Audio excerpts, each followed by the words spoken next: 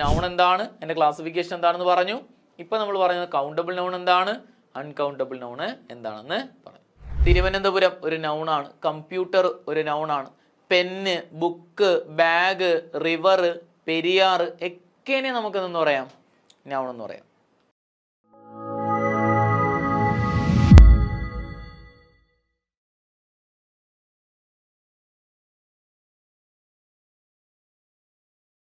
സഹകാരി rice പ്ലസിൻ്റെ English ക്ലാസ്സിലേക്ക് ഏവർക്കും സ്വാഗതം.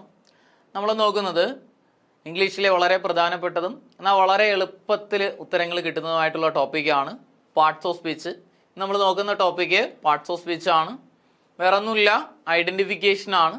വളരെ എളുപ്പമുള്ള ചോദ്യങ്ങളാണ് വരുന്നത്. തന്നിരിക്കുന്ന ചോദ്യത്തിലെ പാർട്ട് അല്ലെങ്കിൽ ഐഡൻറ്റിഫൈ ദ പാർട്ട് എന്നാണ് വരുന്നത്.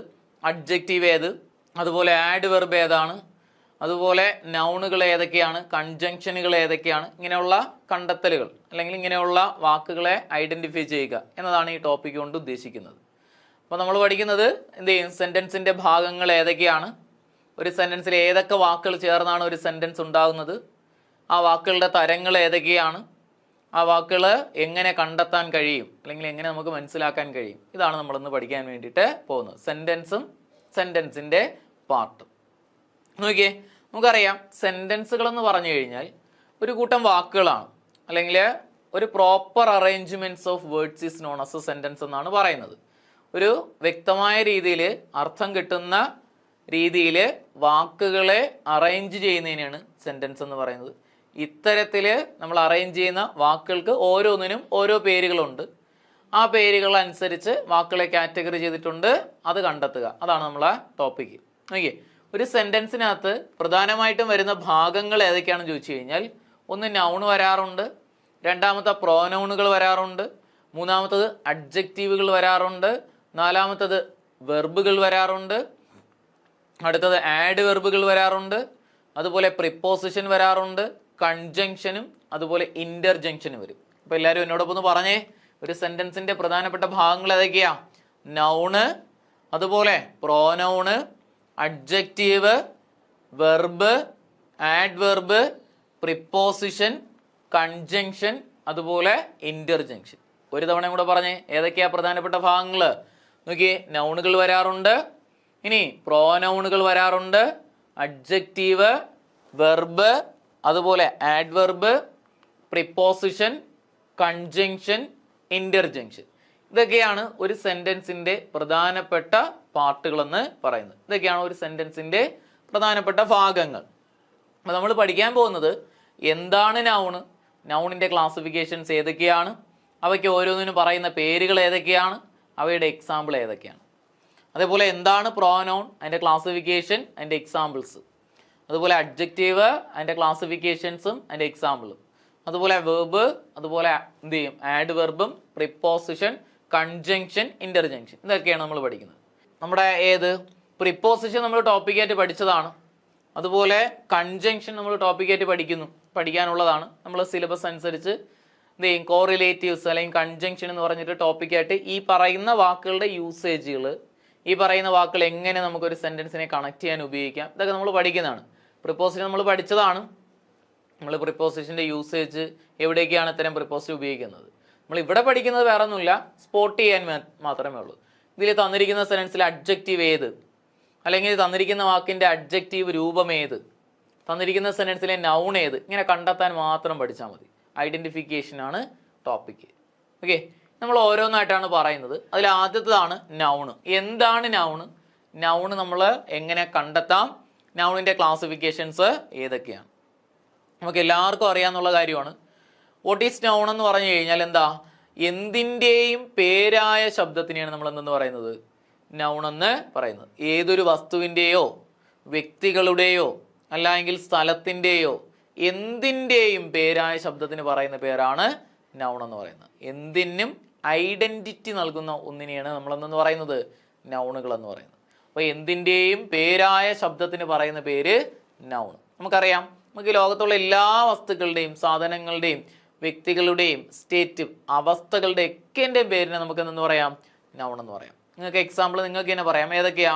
നിങ്ങളുടെ പേരൊരു നൗണാണ് ഇല്ലേ, സ്ഥലത്തിൻ്റെ പേരൊരു നൗണാണ്, വസ്തുക്കളുടെ പേരൊരു നൗണാണ്, ഓക്കെ, എന്തിനും ഒരു ഐഡന്റിറ്റി നൽകുന്ന എന്തിനേയും നമുക്കെന്ന് പറയാം, നൗൺ എന്ന് പറയാം. എക്സാമ്പിൾ അഞ്ജു ഒരു നൗണാണ് അല്ലേ, മനു ഒരു നൗണാണ്, തിരുവനന്തപുരം ഒരു നൗണാണ്, കമ്പ്യൂട്ടർ ഒരു നൗണാണ്, pen, book, bag, river, Periyar ഒക്കെനെ നമുക്കെന്ന് പറയാം, നൗൺ എന്ന് പറയാം. അപ്പം ഏതൊരു വസ്തുവിൻ്റെയും അല്ലെങ്കിൽ ഏതൊന്നിൻ്റെയും പേരായ ശബ്ദത്തിന് പറയുന്ന പേര് നൗൺ എന്ന് പറയുന്നു. ഇനി നോക്കിയേ, ഈ നൗൺ ഉണ്ടല്ലോ, ഈ നൗണിനെ നമുക്ക് രണ്ടായിട്ട് തിരിക്കാം. ആദ്യത്തെ ചോദ്യമാണ്, നൗണിനെ നമുക്ക് എന്തായിട്ട് തിരിക്കാം, രണ്ടായിട്ട് തിരിക്കാം. ഒന്നാമത്തെ പേരാണ് അബ്സ്ട്രാക്റ്റ് നൗൺ, രണ്ടാമത്തെ പേരാണ് കോൺക്രീറ്റ് നൗൺ. ഒന്നാമത്തെ പേര് ഏതാ, അബ്സ്ട്രാക്റ്റ് നൗണ്, രണ്ടാമത്തെ പേര് കോൺക്രീറ്റ് നൗൺ. അപ്പൊ noun can be classified into 2 type. First one ഏതാ, അബ്സ്ട്രാക്റ്റ് നൗണ്, സെക്കൻഡ് വൺ ഏതാ, കോൺക്രീറ്റ് നൗൺ. ഇനി എന്താണ് ഈ അബ്സ്ട്രാക്റ്റ്, എന്താണ് കോൺക്രീറ്റ്? അപ്പൊ നമ്മളിപ്പം കോമൺ ആയിട്ട് കുറേ നാമങ്ങൾ ഞാൻ പറഞ്ഞു. ഇനി ആ നാമങ്ങളെ നമുക്ക് രണ്ടായിട്ട് ക്ലാസിഫൈ ചെയ്യാം. അതിൽ ഒന്നാമത്തത് അബ്സ്ട്രാക്റ്റ്, രണ്ടാമത്തത് കോൺക്രീറ്റ്. ഇനി എന്താണ് ഈ അബ്സ്ട്രാക്റ്റ്, എന്താണ് ഈ കോൺക്രീറ്റ്? അതിൻ്റെ എക്സാമ്പിൾസ് ഏതൊക്കെയാണ് നമുക്ക്? കാണാനോ സ്പർശിക്കാനോ കഴിയാത്ത നാമങ്ങൾക്ക് പറയുന്ന പേരാണ് അബ്സ്ട്രാക്റ്റ് നൗൺ. ഒരു നാമത്തെ കാണാനും കഴിയില്ല, സ്പർശിക്കാനും കഴിയില്ല, അങ്ങനെയുള്ള നാമങ്ങൾക്ക് പറയുന്ന പേര് അബ്സ്ട്രാക്റ്റ് നൗൺ. കാണാനോ സ്പർശിക്കാനോ കഴിയാത്ത നാമങ്ങൾക്ക് പറയുന്ന പേരാണ് അബ്സ്ട്രാക്റ്റ് നൗൺ. കാണാനും കഴിയില്ല, സ്പർശിക്കാനും കഴിയില്ല, അങ്ങനെയുള്ള നാമങ്ങൾക്ക് പറയുന്ന പേര് അബ്സ്ട്രാക്റ്റ് നൗൺ. എക്സാമ്പിൾ ഏതാ, ഹാപ്പിനെസ്. കാണാൻ പറ്റുമോ? ഇപ്പോൾ ഒരാൾ ചിരിച്ചുകൊണ്ടിരിക്കുന്നു അല്ലെങ്കിൽ എന്ത് ചെയ്യുന്നൂടെ, അങ്ങനെയൊക്കെ ചെയ്യുന്നത് കണ്ടിട്ട് നമ്മൾ ഹാപ്പിനെസ് ആണെന്ന് പറയാൻ പറ്റുമോ? ഇല്ല. അത് എന്തവസ്ഥയിലാണ് അല്ലെങ്കിൽ എന്താണ് നമുക്ക് തിരിച്ചറിയാൻ പറ്റില്ല, ഇല്ലേ? ഇപ്പം ഹാപ്പിനെസ് ഒരു അബ്സ്ട്രാക്റ്റ് നൗൺ ആണ്. ഇനി പോവേർട്ടി, ദാരിദ്ര്യം, ഒരു അബ്സ്ട്രാക്റ്റ് നൗൺ ആണ്. ചൈൽഡ്ഹുഡ് ഒരു അബ്സ്ട്രാക്റ്റ് നൗൺ ആണ്. മ്യൂസിക് ഒരു അബ്സ്ട്രാക്റ്റ് ആണ്. ബ്യൂട്ടി ഒരു അബ്സ്ട്രാക്റ്റ് ആണ്. കാണാനും കഴിയില്ല, സ്പർശിക്കാനും കഴിയില്ല, അവസ്ഥകളുടെ പേരായ ശബ്ദം. ഇവ എക്സ്പ്രസ് ചെയ്യുന്ന രീതികൾ നമുക്ക് മനസ്സിലാക്കാം, പക്ഷെ കാണാനോ തൊട്ടു നോക്കാനോ കഴിയില്ല. അപ്പൊ കാണാനോ സ്പർശിക്കാനോ കഴിയാത്ത നാമങ്ങൾക്ക് പറയുന്ന പേരാണ് അബ്സ്ട്രാക്റ്റ് നൗൺ. ഇപ്പൊ എന്താണ് ഈ കോൺക്രീറ്റ് നൗൺ എന്ന് പറഞ്ഞാൽ? കാണാനും കഴിയും, സ്പർശിക്കാനും കഴിയും. കാണാനും സ്പർശിക്കാനും കഴിയുന്ന നാമത്തിന് പറയുന്ന പേര് എന്ത് ചെയ്യും? Concrete noun. കമ്പ്യൂട്ടർ കാണാൻ കഴിയും, തൊട്ടു നോക്കാനും പറ്റും, അല്ലേ? ആപ്പിള് കാണാൻ കഴിയും, തൊട്ടു നോക്കാൻ പറ്റും. പെന്ന് കാണാൻ കഴിയും, തൊട്ടു നോക്കാൻ പറ്റും. ബുക്ക് എക്കേനും കഴിയും, അല്ലേ? അപ്പോൾ കാണാനും സ്പർശിക്കാനും കഴിയുന്ന നാമം കോൺക്രീറ്റ്, കാണാനോ സ്പർശിക്കാനോ കഴിയാത്ത നാമത്തിന് പറയുന്ന പേര് അബ്സ്ട്രാക്റ്റ്. അപ്പോൾ ആദ്യത്തെ ചോദ്യം പ്രീവിയസ്ലി ചോദിച്ചുള്ള ചോദ്യം ഇതാണ്. താഴെ തന്നിരിക്കുന്ന 4 ഓപ്ഷനിൽ അബ്സ്ട്രാക്റ്റ് നൗണിന് എക്സാമ്പിൾ ഏതാണ്? കാണാനും കഴിയില്ല, തൊട്ടു നോക്കാനും പറ്റില്ല. ആംഗ്രി ഒരു അബ്സ്ട്രാക്റ്റ് നൗൺ ആണ്. പ്രകടിപ്പിക്കുന്ന രീതി നമുക്ക് കാണാം, ഇല്ലേ? പക്ഷെ എന്ത് ചെയ്യുന്നൂടെ, നമുക്ക് തൊട്ടു നോക്കാൻ പറ്റുമോ? ഇല്ല. അതേപോലെ എന്ത് ചെയ്യുന്നു, കാണാൻ പറ്റുമോ? ഇല്ല. നമുക്കത് കാണാനോ സ്പർശിക്കാനോ കഴിയില്ല. ഇത് ക്ലിയർ ആണല്ലോ. അപ്പം എന്താണ് നൗൺ എന്ന് പറഞ്ഞു, നൗണിന് എക്സാമ്പിൾ ഏതൊക്കെയാന്ന് പറഞ്ഞു, രണ്ടായിട്ട് തിരിക്കാന്ന് പറഞ്ഞു. ഏതൊക്കെയാ? Abstract, concrete. എന്താണ് ഈ അബ്സ്ട്രാക്റ്റ് എന്ന് പറഞ്ഞു? കാണാനോ സ്പർശിക്കാനോ കഴിയാത്ത നാമം. എന്താണ് ഈ കോൺക്രീറ്റ് എന്ന് പറഞ്ഞാൽ? കാണാനും കഴിയും, സ്പർശിക്കാനും കഴിയും. ഇനി നമുക്ക് ഈ കാണാനും സ്പർശിക്കാനും കഴിയുന്ന നാമം ഉണ്ടല്ലോ, കോൺക്രീറ്റ്. ഈ കോൺക്രീറ്റ് നൗണിനെ 4ആയിട്ട് സബ് ഡിവൈഡ് ചെയ്യാം. എത്രയായിട്ട് തിരിക്കാം? കുറച്ച് പറഞ്ഞേ. 4ആയിട്ട് സബ് ഡിവൈഡ് ചെയ്യാം. അതായത് കാണാനും സ്പർശിക്കാനും കഴിയുന്ന നാമത്തെ നമുക്ക് എത്രയായിട്ട് തിരിക്കാം? 4ആയിട്ട് തിരിക്കാം. അതിൽ ഒന്നാമത്തെ പേരാണ് ഏത്? Proper noun. ഒന്നാമത്തെ പേര് ഏതാ? Proper noun. രണ്ടാമത്തെ പേര് കോമൺ നൗൺ. മൂന്നാമത്തെ പേര് കളക്റ്റീവ് നൗൺ. നാലാമത്തെ പേര് മെറ്റീരിയൽ നൗൺ. അപ്പൊ കാണാനും സ്പർശിക്കാനും കഴിയുന്ന നാമത്തെ നമുക്ക് 4ആയിട്ട് തിരിക്കാം. ഒന്നാമത്തെ പേര് ഏതാ? പ്രോപ്പർ. രണ്ടാമത്തത് കോമൺ. 3 കളക്റ്റീവ്. 4 മെറ്റീരിയൽ. ഇനി എന്താണ് ഇവ, എങ്ങനെയാണ് ഇവയെ അങ്ങനെ തിരിച്ച് എന്നാണ് നമ്മൾ പഠിക്കാൻ വേണ്ടി പോകുന്നത്. നിങ്ങൾ എന്നെ പറഞ്ഞേ, പ്രോപ്പർ എന്ന വേർഡിന്റെ അർത്ഥം എന്താ? പ്രോപ്പർ എന്ന വാക്കിന്റെ അർത്ഥം, ഇപ്പൊ എൻ്റെ പേര് പ്രോപ്പറാണ്, നിങ്ങൾ ഓരോരുത്തരെയും പേര് പ്രോപ്പറാണ്, അല്ലേ? വ്യക്തമായത്, മാറ്റമില്ലാത്തത് എന്ന അർത്ഥത്തിലല്ലേ പറയുന്നത്, അല്ലേ? അത് തന്നെയാണ് വ്യക്തിയുടെയോ ഒരിക്കലും മാറ്റമില്ലാത്ത പേരുകൾ. സ്ഥലത്തിൻ്റെയോ വസ്തുവിൻ്റെയോ പേരായ ശബ്ദത്തിന് പറയുന്ന പേരാണ് പ്രോപ്പർ. വ്യക്തികളുടെ പേരായിരിക്കാം. ഇപ്പം എൻ്റെ പേര് ജനിച്ചപ്പോഴേ ഇട്ട പേരാണ് ഇല്ലേ, മാറ്റം ഉണ്ടാവും കുട്ടികളെ? ഇല്ല. നിങ്ങൾ ഓരോരുത്തരെയും പേര് ആഴ്ചയിൽ മാറ്റാറുണ്ടോ? ഇല്ല.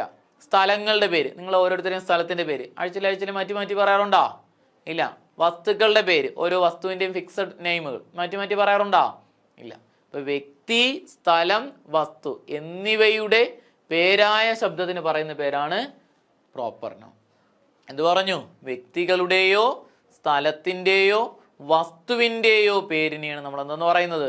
പ്രോപ്പർ എന്ന് പറയുന്നത്. നോക്കിയേ, ഇപ്പം മനു എന്ന് പറയുന്ന ഒരു പ്രോപ്പർ നൗൺ ആണ്, ഒരു വ്യക്തിയുടെ പേര്. രാജു എന്ന് പറയുന്ന ഒരു പ്രോപ്പർ നൗൺ ആണ്, ഒരു വ്യക്തിയുടെ പേര്. തിരുവനന്തപുരം എന്ന് പറയുന്നത് ഒരു പ്രോപ്പർ നൗൺ ആണ്, സ്ഥലത്തിൻ്റെ പേര്. പെരിയാർ എന്ന് പറയുന്ന നദിയുടെ പേരാണ്, ഒരു വസ്തുവിൻ്റെ അല്ലെങ്കിൽ ഒരു സാധനത്തിന് അല്ലെങ്കിൽ എന്തെങ്കിലും ഒരു വസ്തുവിൻ്റെ പേര് അല്ലെ. വ്യക്തി, സ്ഥലം, വസ്തുക്കളുടെ പേരായ ശബ്ദത്തിന് പറയുന്ന പേര് പ്രോപ്പർ. അപ്പോൾ എന്താണ് ഈ കോമൺ എന്ന് പറഞ്ഞു കഴിഞ്ഞാൽ? ഈ സത്യം പറഞ്ഞാൽ ഈ പ്രോപ്പർ നൗണുകളുടെ കൂട്ടങ്ങൾക്കാണ് കോമൺ എന്ന് പറയുന്നത്. വസ്തു അല്ലെങ്കിൽ ഒരേപോലെയുള്ള വസ്തുക്കളെ കോമൺ ആയിട്ട് പറയുന്ന പേരാണ് കോമൺ നൗൺ. ഒരുപോലെയുള്ള വസ്തുക്കൾക്ക് പൊതുവേ പറയുന്ന പേരിന് കോമൺ നൗൺ എന്ന് പറയും. ഇപ്പം എന്നെ, നിങ്ങളെ എല്ലാവരെയും കൂടെ ചേർത്തിട്ട് ഇപ്പോൾ കുറച്ച് പയ്യന്മാരാണെന്ന് വെച്ചോ, അപ്പോൾ അവരെ എല്ലാവരും കൂടെ ചേർത്തിട്ട് നമ്മൾ ബോയ്സ് എന്ന് പറയാറുണ്ട് അല്ലേ. സ്ത്രീകളെ മൊത്തത്തിൽ ഞാൻ ഗേൾ അല്ലെങ്കിൽ ഗേൾസ് എന്ന് പറയാം അല്ലേ. നഗരങ്ങൾ സിറ്റീസ് എന്ന് പറയാം, സിറ്റി എന്ന് പറയാം. ടൗണ്, അതേപോലെ വില്ലേജ്, അതുപോലെ ഫ്രൂട്ട്, റിവർ, ഇങ്ങനെയൊക്കെ പറയുന്ന പൊതുവേ ഉള്ള പേരിനെയാണ് എന്തെന്ന് പറയുന്നത്? Common noun. നിങ്ങളെ ഞാൻ സ്റ്റുഡൻസ് എന്ന് പറയുന്നു, സ്റ്റുഡൻറ്റ് അല്ലെങ്കിൽ സ്റ്റുഡൻസ് എന്ന് പറയും, കോമൺ നൗൺ. അപ്പം എന്തെന്ന് പറഞ്ഞു? നൗണുകൾ ഒരുപോലെയുള്ള ഒരേ ഗണത്തിൽപ്പെട്ടവയെ പൊതുവേ പറയുന്ന പേരാണ് കോമൺ നൗൺ. ഗണം എന്നൊക്കെ പറഞ്ഞാൽ അറിയില്ല, ഒരുപോലെയുള്ള വസ്തുക്കൾക്ക് പൊതുവേ പറയുന്ന പേര് കോമൺ നൗൺ. ഇപ്പം രണ്ട് കാര്യമാണ് പറഞ്ഞത്. ഒന്നാമത് നമ്മൾ പറഞ്ഞതാ നൗൺ എന്താണെന്ന് പറഞ്ഞു. നൗണിനെ നമുക്ക് രണ്ടായിട്ട് തിരിക്കാം, അബ്സ്ട്രാക്റ്റ്, കോൺക്രീറ്റ്. കാണാനോ സ്പർശിക്കാനോ കഴിയാത്ത നാമം അബ്സ്ട്രാക്റ്റ്, കാണാനും സ്പർശിക്കാനും കഴിയുന്ന നാമം കോൺക്രീറ്റ്. നമ്മൾ രണ്ടാമത് പറഞ്ഞത് ഈ കോൺക്രീറ്റ് നൗണിനെ നമുക്ക് എത്രയായിട്ട് തിരിക്കാം? നാലായിട്ട് തിരിക്കാമെന്ന് പറഞ്ഞു. അതിൽ ഒന്നാമത്തെ പേരാണ് പ്രോപ്പർ നൗൺ, വ്യക്തി, സ്ഥലം, വസ്തുക്കളുടെ പേരായ ശബ്ദം. രണ്ടാമത്തതാണ് കോമൺ നൗൺ, ഒരേപോലെയുള്ളവയ്ക്ക് പൊതുവേ പറയുന്ന പേര്, ഒരേ ഗണത്തിൽപ്പെട്ടവയെ പൊതുവേ പറയുന്ന പേരാണ് കോമൺ നൗൺ എന്ന് പറയുന്നത്. ബോയ്, നമുക്ക് ഗേൾ ഒരു കോമൺ നൗൺ ആണ്, ബുക്ക് ഒരു കോമൺ നൗൺ ആണ്, റിവർ ഒരു കോമൺ നൗൺ ആണ്, ഫ്രൂട്ട് ഒരു കോമൺ നൗൺ ആണ്. ഒരുപോലെയുള്ളവയെ പൊതുവെ പറയുന്ന പേര്. അടുത്ത മൂന്നാമത്തെ നമ്മുടെ കോൺക്രീറ്റ് നൗണിൻ്റെ മൂന്നാമത്തെ ക്ലാസിഫിക്കേഷനാണ് കളക്റ്റീവ് നൗൺ എന്ന് പറയുന്നത്. നമ്മൾ ടോപ്പിക്കായിട്ട് പഠിക്കും കളക്റ്റീവ് നൗൺ, നമുക്ക് വൊക്കാബുലറിയിൽ പഠിക്കാനുള്ളതാണ്. നോക്കിയേ, നൗണുകളുടെ കൂട്ടങ്ങൾക്ക് പറയുന്ന പേരാണ് കളക്റ്റീവ് നൗൺ. നൗണുകളുടെ കൂട്ടങ്ങൾക്ക് പറയുന്ന പേരാണ് കളക്റ്റീവ് നൗൺ അല്ലേ. അപ്പോൾ നൗണുകളുടെ കൂട്ടങ്ങൾക്ക് പറയുന്ന പേരിനെ കളക്റ്റീവ് നൗൺ. ഹേർഡ് ഓഫ് ഒരു കളക്റ്റീവ് നൗൺ ആണ്. ഹേർഡ് ഓഫിനകത്ത് വരുന്ന നൗണുകൾ ഏതൊക്കെയാ? Cow, cattle, buffalo, ox, bison, bull, elephant, goat, deer, ഇങ്ങനെയൊക്കെ വരുന്ന എല്ലാത്തിൻ്റെയും കൂട്ടത്തിന് പറയുന്ന പേരാണ് ഹേർഡ് ഓഫ് എന്ന് പറയുന്നത്. ബഞ്ച് ഓഫ് മറ്റൊരു കളക്റ്റീവ് നൗൺ ആണ്. Bunch of banana, grapes, key, പിന്നെ അതേപോലെ തന്നെ എന്ത് ചെയ്യുന്നൂടെ ബനാന, ഗ്രേപ്സ്, കീ, എന്ത് ചെയ്യും ഫ്ലവേഴ്സ്, ഇതിൻ്റെ എല്ലാം കളക്റ്റീവ് നൗൺ ബഞ്ച് ഓഫ് ആണ്. അടുത്ത സ്വാം ഓഫ്, പ്രാണികളുടെയൊക്കെ കളക്റ്റീവ് നൗൺ ആണ് swarm of. Swarm of insect, bees, flies, cockroach, and ഒക്കെൻ്റെയും കളക്റ്റീവ് നൗൺ സ്വാം ഓഫ് ആണ്.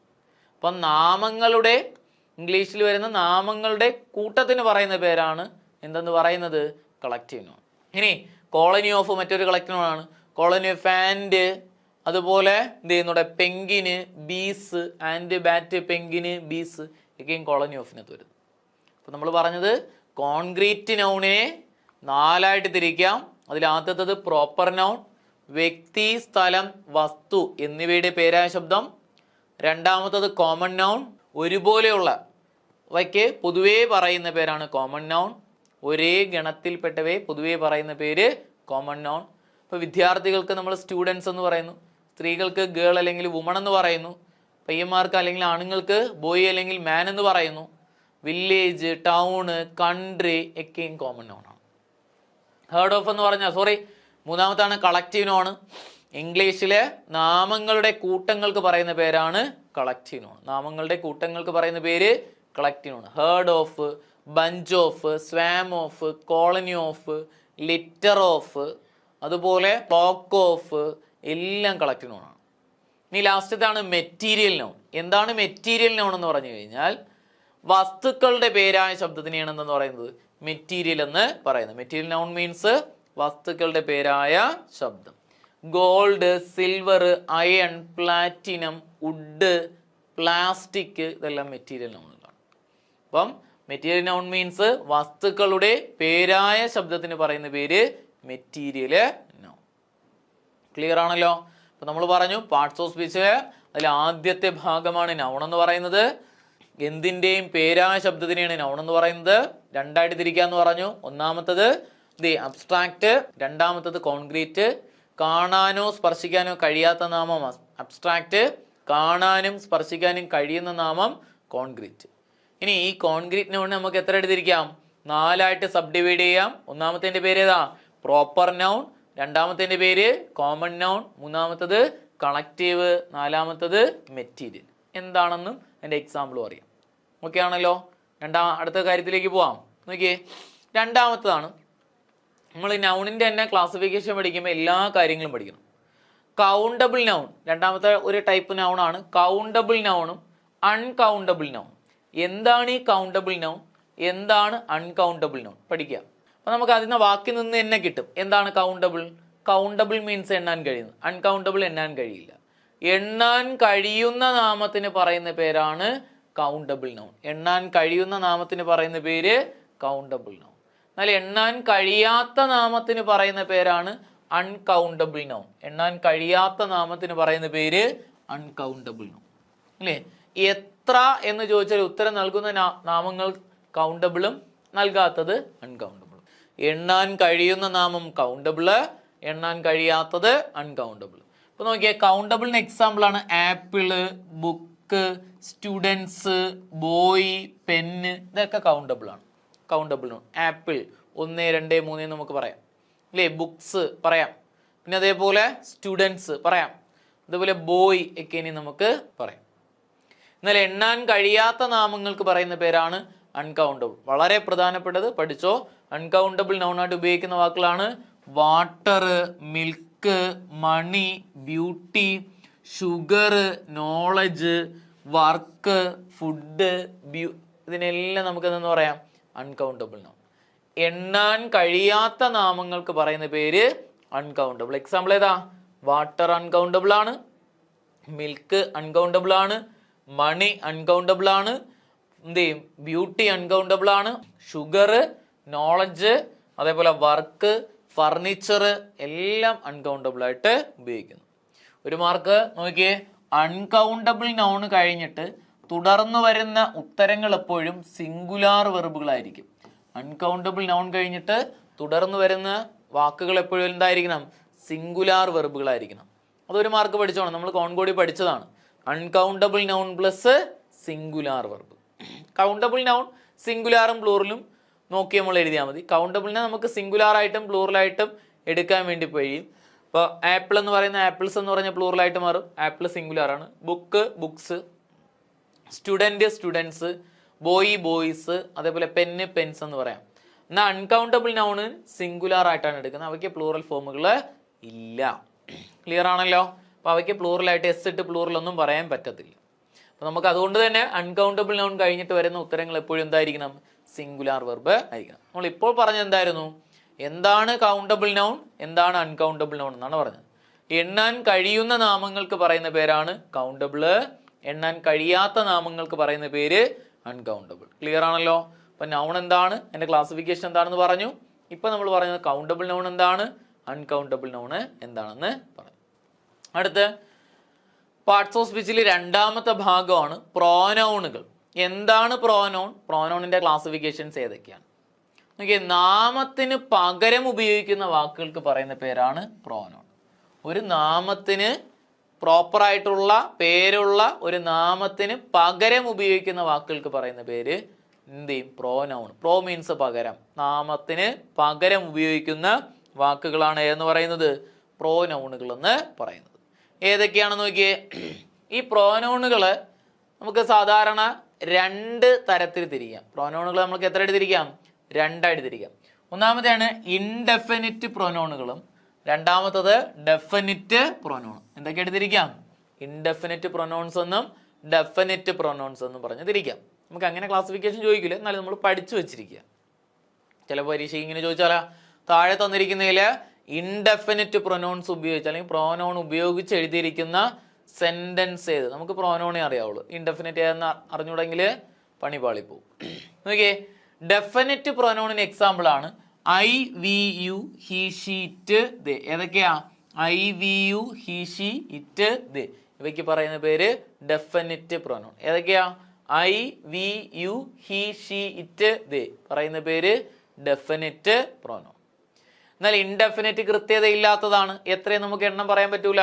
അങ്ങനെയുള്ള നാമങ്ങൾ അല്ലെങ്കിൽ പ്രൊനൗൺസ് ആണ് somebody, someone, something, anybody, anyone, anything, everybody, everyone, everything, nobody, no one, nothing, none, each, every, ആള്. ഇതൊക്കെ ഉണ്ട്. ഈച്ച്, അതേപോലെ എവരി, അതുപോലെ ആള്, മെനി, ഇതെല്ലാം ഇൻഡെഫിനിറ്റ് പ്രൊനൗൺസ് ആയിട്ട് വരും. അപ്പൊ അത് പറഞ്ഞു. അപ്പൊ പ്രോനോൺ എന്ന് പറഞ്ഞാൽ നാമത്തിന് പകരം ഉപയോഗിക്കുന്ന വാക്കുകളാണ് പ്രോനോണ്. നമുക്ക് എത്രയായിട്ട് തിരിക്കാം? രണ്ടായിട്ട് തിരിക്കാം. ഒന്നാമത്തെ പേരാണ് ഡെഫിനിറ്റ് പ്രൊനോണും രണ്ടാമത്തെ പേര് ഇൻഡെഫിനിറ്റ് പ്രൊനോൺ. എന്താണ് ഈ ഡെഫിനിറ്റ് പ്രൊനോൺ? ഏതൊക്കെയാ? I, we, you, he, she, it, they. അവയെ നമ്മൾ വിളിക്കുന്ന പേര് ഡെഫിനിറ്റ് പ്രൊനോൺ. എന്നാൽ ഇൻഡെഫിനിറ്റ് പ്രൊനോൺ ഏതാ? ഇൻഡെഫിനിറ്റ് പ്രൊനോൺ ആയിട്ട് ഉപയോഗിക്കുന്ന വാക്കുകളാണ് somebody, someone, something, anybody, anyone, anything, nobody, no one, nothing, none, each, every, ആള്, മെനി. കണ്ടല്ലോ? ഒരു കാര്യം ഓർമ്മയിലിരിക്കുക, ഈ ഇൻഡെഫിനിറ്റ് പ്രൊനൗണുകൾ കഴിഞ്ഞിട്ട് വരുന്ന ഉത്തരങ്ങൾ സിംഗുലാർ വെർബുകളായിരിക്കും. ഇൻഡെഫിനിറ്റ് പ്രൊനൗണുകൾ കഴിഞ്ഞിട്ട് വരുന്ന വെർബുകൾ എന്തായിരിക്കണം? സിംഗുലാർ ആയിരിക്കണം. ഇല്ല, ആളും മെനിയും പോട്ടെ, ബാക്കിയല്ല കഴിഞ്ഞിട്ട് വരുന്നത് ആളും മെനിയും കഴിഞ്ഞിട്ട് സിംഗുലാറും വരാം, പ്ലൂറലും വരാം. അപ്പം ഇൻഡെഫിനിറ്റ് പ്രൊനൗണുകളായിട്ടുള്ള somebody, someone, something, anybody, anyone, anything, nobody, no one, nothing, none, every, each, every, ഈ വാക്കുകൾ കഴിഞ്ഞിട്ട് വരുന്ന ഉത്തരങ്ങൾ എപ്പോഴും എന്തായിരിക്കണം? സിംഗുലാർ വെർബുകൾ ആയിരിക്കണം. ഈ വാക്കുകൾ കഴിഞ്ഞിട്ട് സിംഗുലാർ വെർബുകൾ വന്നിരിക്കണം. ക്ലിയർ ആണല്ലോ? നമ്മൾ ഡെഫിനിറ്റ് പ്രൊനൗണിനെ കുറിച്ചാണ് കുറച്ച് ഡീറ്റെയിലിങ് പഠിക്കുന്നത്. പരീക്ഷയ്ക്ക് അതെല്ലാം ചോദിച്ചിട്ടുണ്ട്. ഈ ഡെഫിനിറ്റ് പ്രൊനൗണുകൾക്ക് പല വേരിയേഷൻസ് ഉണ്ട്, മാറ്റങ്ങളുണ്ട്. അതാണ് നമ്മൾ പഠിക്കാൻ വേണ്ടി പോകുന്നത്. ഈ ടേബിൾ ഒന്ന് കാണാതെ പഠിച്ചു വെച്ചിരിക്കുക. എന്നോടൊപ്പം 2 തവണ പറഞ്ഞാൽ മതി. ആ വാക്കുകളൊന്ന് മാറ്റി എഴുതുന്ന രീതി മാത്രം ഒന്ന് പഠിച്ചു വയ്ക്കുക. നോക്കിയേ, നമ്മൾ പറഞ്ഞു ഡെഫിനിറ്റ് പ്രൊനൗണുകളായിട്ടുള്ള I, we, you, he, she, it, they ഇവയെ നമുക്ക് പ്രധാനമായിട്ടും 3ആയിട്ട് ആദ്യം തിരിക്കാം. ഏതൊക്കെയായിട്ട് തിരിക്കാം? ഒന്ന് ഫസ്റ്റ് പേഴ്സൺ, രണ്ടാമത്തെ സെക്കൻഡ് പേഴ്സൺ, മൂന്നാമത്തത് തേർഡ് പേഴ്സൺ. അപ്പൊ I, we, you, he, she, it, they നമുക്ക് ആദ്യം എത്രയായിട്ട് തിരിക്കാം? 3ആയിട്ട് തിരിക്കാം. First person, second person, third person. ഇനി ഫസ്റ്റ് പേഴ്സൺ ആയിട്ട് ഉപയോഗിക്കുന്ന വാക്കാണ് ഐയും വിയും. ഫസ്റ്റ് പേഴ്സൺ ആണ്. സംസാരിക്കുന്ന ആളും ആ ഉൾപ്പെടുന്ന ഗ്യാങ്ങിന് പറയുന്ന പേര് ഫസ്റ്റ് പേഴ്സൺ, അല്ലേ? ഐയും വിയും. അപ്പൊ എന്താണ്? First person. സെക്കൻഡ് പേഴ്സൺ ആയിട്ട് വരുന്നത് യു, ചൂണ്ടി പറയുന്ന ആൾക്കാർ. യു സ്റ്റാൻഡ് അപ്പ് എന്ന് പറയുമ്പോൾ ഒരാളെ ചൂണ്ടിയല്ലേ സംസാരിക്കുന്നത്. അപ്പൊ യു എന്ന് പറയുന്നത് സെക്കൻഡ് പേഴ്സൺ. ഇനി ഹി, ഷീറ്റ്, ദേ എന്ന് പറയുന്നത് എന്തോ? തേർഡ് പേഴ്സൺ ആണ്. He, she it, they third person. അപ്പൊ നമ്മൾ പറഞ്ഞത് ആദ്യം ഡെഫിനിറ്റ് പ്രൊനൗണുകളായിട്ടുള്ള I, we, you, he, she it, they നമുക്ക് എത്രയായിട്ട് തിരിക്കാം? 3ആയിട്ട് തിരിക്കാം. ഒന്നാമത്തെ പേരാണ് ഫസ്റ്റ് പേഴ്സൺ, രണ്ടാമത്തെ പേര് സെക്കൻഡ് പേഴ്സൺ, മൂന്നാമത്തെ പേര് തേർഡ് പേഴ്സൺ. ഫസ്റ്റ് പേഴ്സൺ ആയിട്ട് ഉപയോഗിക്കുന്ന വാക്കുകൾ ഏതൊക്കെയാ? ഐയും വിയും. സെക്കൻഡ് പേഴ്സൺ ഏതാ? You. Third person he, she it, they. ഇവിടെ I, we, you, he, she it, they ഇവയ്ക്ക് പറയുന്നത് പ്രോനൗണിന്റെ സബ്ജക്റ്റ് രൂപങ്ങൾ എന്നാണ് പറയുന്നത്. ഇതെന്ന് പറയുന്നു പ്രോനൗണിന്റെ സബ്ജക്റ്റ് രൂപങ്ങൾ എന്നാണ് പറയുന്നത്. ഇവയുടെ ഒബ്ജക്റ്റ് രൂപം നമ്മൾ പഠിക്കണം. കാരണം പാസീവ് വോയിസ് എഴുതുന്ന സമയത്തും അതുപോലെ തന്നെ റിപ്പോർട്ട് സ്പീച്ച് എഴുതുന്ന സമയത്തൊക്കെ നമ്മൾ ശ്രദ്ധിക്കണം. കാരണം ഈ വാക്കുകളുടെ ഒബ്ജക്റ്റ് സബ്ജക്റ്റ് മാറി വരുന്നതെല്ലാം അവിടെ എല്ലാം നമ്മൾ പഠിച്ചിട്ടുള്ളതാണ്. നമുക്ക് ഐയുടെ ഒബ്ജക്റ്റ് രൂപമാണ് മീ എന്ന് പറയുന്നത്. ഐയുടെ ഒബ്ജക്റ്റ് രൂപം ഏതാ? മീ. വി ആണെങ്കിൽ അസ്, യു ആണെങ്കിൽ യു തന്നെ, ഹി ആണെങ്കിൽ ഹിം, ഷീ ആണെങ്കിൽ ഹെർ, ഇറ്റ് ആണെങ്കിൽ ഇറ്റ് തന്നെ, ദേ ആണെങ്കിൽ ദം. ഏതൊക്കെയാ object? Me, us, you, him, her, it, them. ഇതെല്ലാം പ്രോനൗണുകളുടെ ഒബ്ജക്റ്റീവ്. ഐയുടെ ഒബ്ജക്റ്റീവ് ആണ് മീ എന്ന് പറയുന്നത്. വി ആണെങ്കിൽ അസ്, യു ആണെങ്കിൽ യു തന്നെ, ഹി ആണെങ്കിൽ ഹിം, ഷീ ആണെങ്കിൽ ഹെർ, ഇറ്റ് ആണെങ്കിൽ എന്ത് തന്നെ? ഇറ്റ് തന്നെ, ദേ ആണെങ്കിൽ ദം ആണ്. ഇനി നോക്കിയേ, ഇവയുടെ നിങ്ങളൊരു കാര്യം കൂടെ, ഇവിടെ ഒബ്ജക്റ്റീവും മാറ്റമില്ലാത്ത രണ്ട് പ്രോനൗണുകളാണ് യുവും ഇറ്റും. എന്ത് തന്നെയാണ്? അവിടെ സബ്ജക്റ്റ് ഒബ്ജക്റ്റ് യുവും ഇറ്റും തന്നെയാണ്. അതൊന്ന് ഓർമ്മയിലിരിക്കണേ. ഇനി അടുത്ത് വരുന്നതാണ് പൊസസീവ് അഡ്ജക്റ്റീവ്. ഇത് വളരെ പ്രധാനപ്പെട്ടതാണ്, നോക്കി വെച്ചോ. പൊസസീവ് അഡ്ജക്റ്റീവ്, പ്രോനൗണുകളുടെ പൊസസീവ് അഡ്ജക്റ്റീവ് രൂപം ഏതൊക്കെയാ? My, our, your, his, her, its, their. ഏതൊക്കെയാ ഒന്ന് പറഞ്ഞേ. My, our, your, his, her, its, their. ഒരു തവണ കൂടെ പറഞ്ഞേ. ഏതൊക്കെയാ? My, our, your, his, her, its, their. പറയുന്ന പേര് പൊസസീവ് അഡ്ജക്റ്റീവ്. പറയുന്ന പേരേതാ? Possessive adjective. അപ്പൊ ഐയുടെ പൊസസീവ് അഡ്ജക്റ്റീവ് ഏതെന്ന് ചോദിച്ചു കഴിഞ്ഞാൽ ഏത് പറയണം? മൈ ആണ്. വി ആണെങ്കിൽ അവർ ആണ്, യു ആണെങ്കിൽ യുവർ, ഹി ആണെങ്കിൽ ഹിസ്, ഷീ ആണെങ്കിൽ ഹെർ, ഇറ്റ് ആണെങ്കിൽ ഇറ്റ്സ്, ദേ ആണെങ്കിൽ ദെയർ. മറക്കരുത്. നോക്കിയോ, ഒരു മാർക്ക്. ഈ വാക്കുകൾ കഴിഞ്ഞിട്ട്, ഈ പൊസസീവ് അഡ്ജക്റ്റീവ് കഴിഞ്ഞിട്ട് ഒരു ING-ലെ വാക്ക് വന്നിട്ടുണ്ടെങ്കിൽ ഈ ING-ലെ വാക്കിനെ വിളിക്കുന്ന പേരാണ് ജെറണ്ട്. ഓർമ്മയിലിരിക്കുക, ജെറണ്ടിന്റെ ടോപ്പിക് നമ്മൾ പഠിച്ചതാണ്. എന്ത് പറഞ്ഞു? പൊസസീവ് അഡ്ജക്റ്റീവുകളായിട്ടുള്ള my, our, your, his, her, its, their. ഈ വാക്കുകൾ കഴിഞ്ഞിട്ട് തൊട്ടടുത്ത് കിടക്കുന്ന വാക്ക് എന്താണെങ്കിൽ ഒരു ING-ലെ വാക്കാണെങ്കിൽ ആ ING-ലെ വാക്കിന് പറയുന്ന പേരെന്താ? ജെറണ്ട് എന്ന് പറയുന്നത്. ഇല്ലേ? I like her dancing. Her കഴിഞ്ഞിട്ടാണ് ഡാൻസിങ് കിടക്കുന്നത്.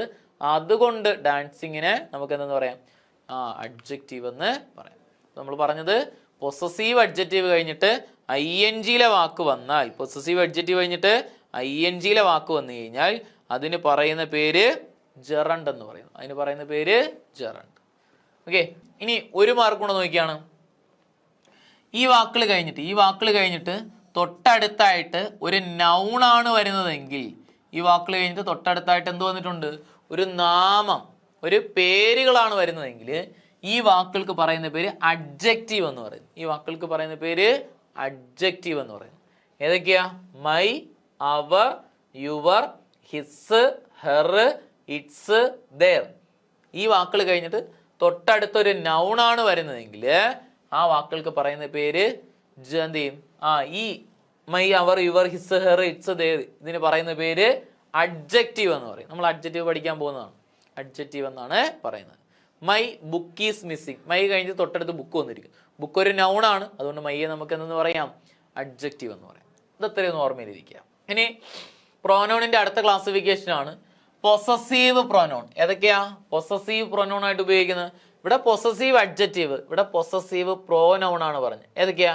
Mine, ours, yours, his, her, its, theirs. ഏതൊക്കെയാ? My, ours, yours, his, her, its, theirs. ഇതിനെ പറയുന്ന പേര് പൊസസീവ് പ്രോനൗൺസ് എന്നാണ് പറയുന്നത്. എന്താന്ന് പറയുന്നു? Possessive pronoun. ഹെർ എന്നും പറയാം, ചിലതിൽ ഹെർസ് എന്നും പറയാം കേട്ടോ. ഹെർ അല്ലെങ്കിൽ ഹെർസ്, തെറ്റില്ല. ഹെർ അല്ലെങ്കിൽ ഹെർസ്. ഏതൊക്കെയാ പൊസസീവ് പ്രോനൗൺ ആയിട്ട് ഉപയോഗിക്കുന്ന വാക്കുകള്? Mine, ours, yours, his, her അല്ലെങ്കിൽ ഹേഴ്സ്, ഇറ്റ്സ്, ദെയർസ്. ഓക്കെ, ഇനി അടുത്താണ് ലാസ്റ്റ് റിഫ്ലക്സീവ് പ്രോനൗൺ, അല്ലെങ്കിൽ മറ്റൊരു പേരാണ് എംഫാറ്റിക് പ്രോനൗൺ. എംഫാറ്റിക് പ്രോനൗൺ എന്നും പറയും. റിഫ്ലക്സീവ് അല്ലെങ്കിൽ എംഫാറ്റിക് പ്രോനൗൺ. സെൽഫ് ചേർത്ത് വരുന്ന വാക്കുകൾ. ഐ ആണെങ്കിൽ മൈ സെൽഫ്, വി ആണെങ്കിൽ അവർ സെൽസ്, യു ആണെങ്കിൽ യുവർ സെൽഫ് അല്ലെങ്കിൽ യുവർ സെൽസ്, ഹി ആണെങ്കിൽ ഹിംസെൽഫ്, ഷീ ആണെങ്കിൽ ഹെർ സെൽഫ്, ഇറ്റ് ആണെങ്കിൽ ഇറ്റ് സെൽഫ്, ദേ ആണെങ്കിൽ ദം സെൽസ്. ഇപ്പം നിങ്ങൾ കണ്ടോ, ചിലതിൽ സെൽഫ് വരുന്നു, ചിലതിൽ സെൽസ് വരുന്നു.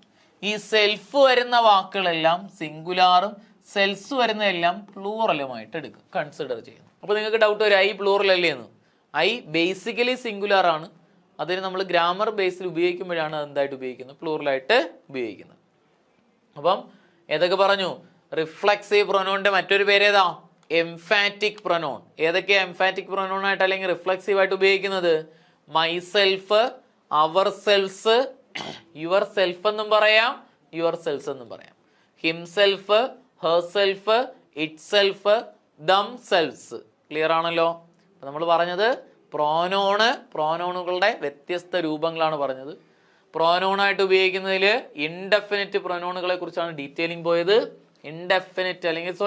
ഡെഫിനിറ്റ് പ്രൊനോണുകളെ കുറിച്ചാണ് പോയത്. ഡെഫിനിറ്റ് പ്രൊനോണായിട്ട് ഉപയോഗിക്കുന്ന വാക്കുകൾ ഏതൊക്കെയാ? I we you, he she it they. എത്രയായിട്ട് തിരിക്കാം?